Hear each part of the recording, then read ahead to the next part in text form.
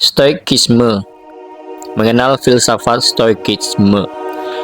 Dalam menghadapi segala macam siklus kehidupan, tak jarang manusia dihadapkan dengan kejadian yang sulit untuk dihadapi. Hingga kita mengenal istilah putus asa, khawatir, sedih, dan menangis. Umumnya rasa sedih muncul karena rasa kecewa akibat sesuatu yang diinginkan tidak sesuai dengan apa yang didapatkan. Jenis perasaan itulah yang harus mendapatkan prinsip stoikisme dalam hidup. Jangan sampai resah dan gelisah akibat harapan tinggi yang tidak kunjung tercapai, dan kekhawatiran terhadap masa depan yang berlebihan ini yang akan menghambat perkembangan diri menuju yang lebih baik. Dalam ilmu psikologi, disebut sebagai overthinking atau berpikir berlebihan dalam segala sesuatu. Stoikisme didirikan oleh Zeno dari Citium pada abad 300 sebelum Masehi dan Simon Clintis. Simon dalam bukunya menjelaskan bahwa kedua tokoh ini adalah generasi yang menonjol saat itu sehingga dihormati oleh raja pada masa itu.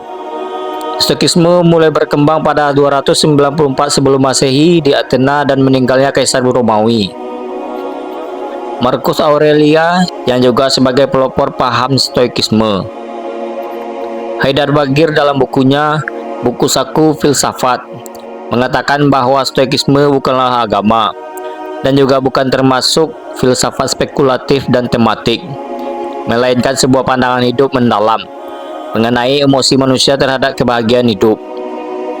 Ajaran Stoikisme sangat erat dengan emosi manusia, di mana dalam paham ini emosi negatif merupakan sumber ketidakbahagiaan. Berikut beberapa ajaran Stoikisme yang dapat menjadikan hidup tenang dan bahagia. Pertama, hal buruk akan terjadi selama kita ada dan terjadi kepada kita. Hal ini senada dengan firman Allah yang diabadikan dalam Al-Quran, bahwa dunia adalah tempat ujian, dan tidaklah disebut sebagai orang beriman sebelum ditimpa hal buruk yang menguji iman dan kesabarannya. Allah Subhanahu wa Ta'ala berfirman, "Dan sungguh akan kami berikan cobaan kepadamu dengan sedikit ketakutan, kelaparan, kekurangan harta, jiwa dan buah-buahan, dan berikanlah berita gembira kepada orang-orang yang bersabar." Salah satu tokoh Stoikisme, Marcus Aurelius, sebagai seorang kaisar Roma yang menjadi kaisar terbesar di dunia waktu itu, mengenai pribadi Stoik. Dia selalu mempersiapkan diri dari hal-hal buruk yang bisa terjadi. Menyiapkan diri bisa dengan banyak hal, salah satunya adalah dari mindset. Ketika membayangi mengenai hal-hal buruk, maka kita akan cenderung melakukan hal yang bisa membuat kita terhindar dari hal buruk tersebut.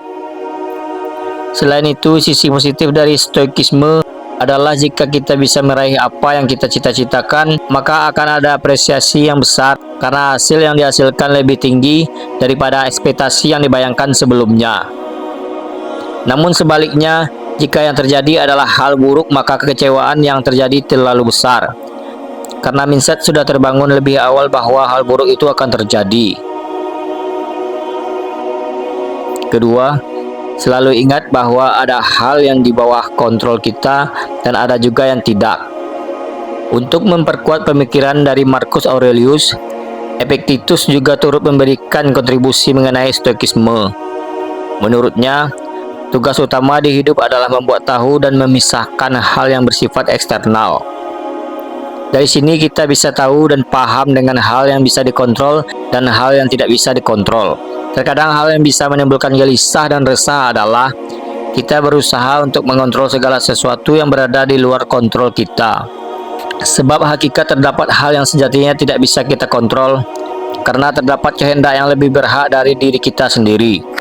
Ketika kita mengetahui apa yang bisa dan tidak bisa dikontrol, maka kita akan fokus kepada hal yang bisa kita kontrol dan melepas hal yang tidak bisa kita kontrol. Ketiga, belajar untuk menerima segala sesuatu yang terjadi. Sesuai yang dikatakan oleh Epictetus mengenai, kalau kamu berharap di dunia ini akan memberi apapun yang kamu mau, kamu akan ngerasa kecewa. Tapi kalau kamu menerima apapun yang dunia berikan kepada kamu, hidup kamu akan lebih tenang. Dalam hal ini, Islam juga mengajarkan kita meyakinkan apa saja yang akan menjadi ketetapannya melalui firman-Nya, dan adalah ketetapan Allah itu suatu ketetapan yang pasti berlaku. Dari ini kita mengetahui bahwa filsafat Stoik dengan ajaran Islam sangat berkaitan.